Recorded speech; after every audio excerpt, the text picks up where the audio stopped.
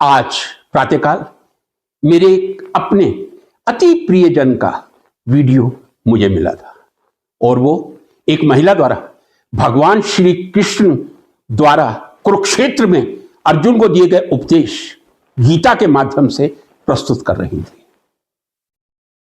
मानव हूं और भगवान ने मानव मस्तिष्क इसीलिए दिया है ताकि सही और गलत का अपने विवेक का उपयोग करके सही निर्णय कर सके। उनकी कुछ बातें बहुत अच्छी हैं, मैं भी इस बात से पूरी तरह सहमत हूं कि गीता रामायण जैसे हमारे परम पवित्र धार्मिक ग्रंथ केवल पूजा करने के लिए नहीं, लाल कपड़े में बांधने के लिए नहीं, केवल प्रभु के सामने मंदिर में बैठकर पढ़ने के लिए नहीं, बल्कि ज्ञान प्राप्ति का एक उत्तम स्रोत है। चाहे आप बिस्तर पर बैठ के पढ़ें या टेबल पर रख के पढ़ें, हाँ, हाथ जरूर धुले हुए होने चाहिए। ये तो एक सामान्य पुस्तक हम पढ़ते हैं, तब भी ध्यान रखते हैं कि हम अशुद्ध हाथों से मां सरस्वती की पुस्तक को स्पर्श ना करें।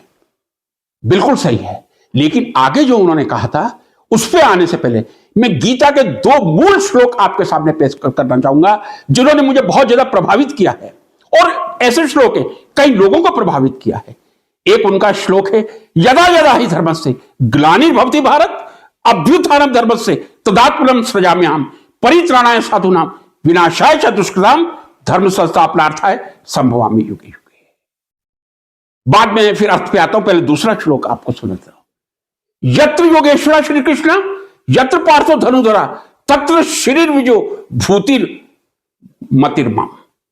अब पहले श्लोक का मतलब बता दूं, भगवान श्री का यत्र योगेश्वर श्री कृष्ण यत्र पार्थो धनुधरा तत्र शरीर विजो भूतिर ध्रुवा नीतिर्मम। जहां भगवान श्री कृष्ण है, जहां उनके साथ अर्जुन धनुधारी हैं, वहां विजय श्री निश्चित है। और ये कई वीडियो भी आपने सुने होंगे जो ये कहते हैं कि आप 108 बार इस श्लोक को पढ़ लीजिए, आपको शायद सफलता मिल जाए।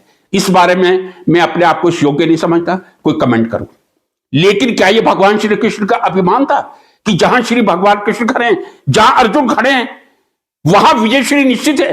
लेकिन हां, बिल्कुल सत्य, विजय श्री निश्चित है, क्योंकि जहां भगवान श्री कृष्ण होंगे वहां नीति होगी, जहां अर्जुन होंगे वहां नीति का ज्ञान होगा, जहां नीति और नीति का ज्ञान होगा वहां विजय श्री अपने आप मिली जाएगी, चाहे आप नौकरी के क्षेत्र में हैं या व्यवसाय के क्षेत्र में। दूसरा उन्होंने कहा था, यदा यदा हि धर्मस्य, जब जब धर्म की हानि होती है तब किसी ना किसी रूप में मैं पृथ्वी पर आकर अधर्मियों का नाश करता हूं। क्या इसको मैं भगवान श्री कृष्ण का अभिमान कहूं? बिल्कुल नहीं। आत्मविश्वास उनका कि इस पृथ्वी पर जब जब धर्म की हानि पराकाष्ठा पर होगी तब तब मैं पृथ्वी पर आकर अधर्म का नाश करूंगा। ये उनका अभिमान नहीं, अपितु हम लोगों के लिए यह संदेश है कि कलयुग जब जब बढ़ता जाएगा, एक ऐसा समय भी आएगा जब भगवान विष्णु का कल्कि अवतार इस पृथ्वी पर आकर सभी पापों का नाश करेगा।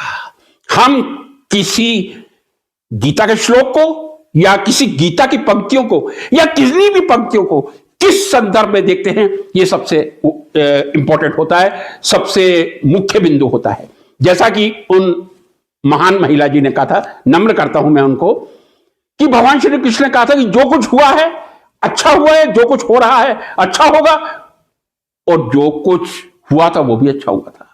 इसका मतलब यह है कि वो ये कहना चाह रही थी कि जो कुछ युधिष्ठिर के साथ हुआ था, जो कुछ अर्जुन के साथ हुआ था, भीम के साथ हुआ था, क्या उसको अच्छा माना जाए? नहीं, भगवान श्री कृष्ण ने इस संदर्भ में नहीं कहा था। भगवान श्री कृष्ण ने अर्जुन को उस संदर्भ में कहा था जब वो निराशा के घोर वातावरण से घिर चुके थे, जब उन्होंने अपने आत्मजनों को देखकर धनुष नीचे रखने की कल्पना कर ली थी। तब भगवान श्री कृष्ण को लगा था मुझे अर्जुन के मनोबल को बढ़ाने के लिए यह कहना जरूरी है कि जो कुछ हुआ था वो भी अच्छा हुआ था, जो कुछ हो रहा है वो भी अच्छा हो रहा है, जो कुछ होगा वो भी अच्छा होगा।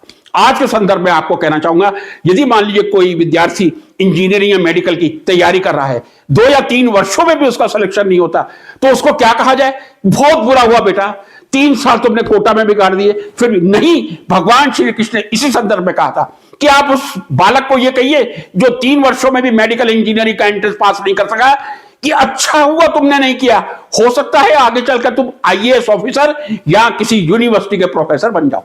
इस संदर्भ के लिए भगवान श्री कृष्ण ने गीता में यह वाक्य कहा था। दूसरा उनका एक वाक्य और था कि भगवान श्री कृष्ण ने कहा था ना मैं कुछ लेकर आया हूं ना मैं कुछ लेकर जाऊंगा। उनका कहने का भाव यह था कि हमें यह गलत बताया गया है, हमें बहुत कुछ लेना चाहिए, हर किसी की इच्छा होती है। आज अंबानी यहां तक पहुंचे हैं तो धीरूभाई अंबानी के इसी कर्मठ प्रयास के कारण पहुंचे हैं, या दूसरे उद्योगपति आगे बढ़े हैं, या हम अंतरिक्ष में इतने वैज्ञानिकों के माध्यम से आगे बढ़े हैं इसी माध्यम से। यह सोच के नहीं कि हम आए हैं खाली आ जाएंगे बैठे रहे, नहीं। ये व्यक्ति को अहंकार की भावना से, धन की वासना से, मोह माया से दूर करने के लिए भगवान श्री कृष्ण ने कहा था कि जब तुम कर्म करो, ऐसा कर्म करो कि तुम अंतरिक्ष में इतिहास रच दो, ऐसा पढ़ाओ कि तुम्हारे सामने कोई टिक ना सके, ऐसा प्रवचन करो कि तुम्हारे सामने कोई दूसरा प्रवचन करते हुए सोचे, गंभीर विचार करे, इसके लिए कहा था। लेकिन उन्होंने मोह माया से दूर रहने के लिए, ताकि धन का अपार संचय ना करे, इंसान को यह याद रहे कि मुझे वापस खा लिया जाना है, इसलिए कहा था। यही मैं गीता के इन 2 वाक्यों का सार निकाल पाया हूं। कमेंट करके मेरे ज्ञान में वृद्धि करने का प्रयास करेंगे, ऐसी मेरी आशा है। जय श्री कृष्ण।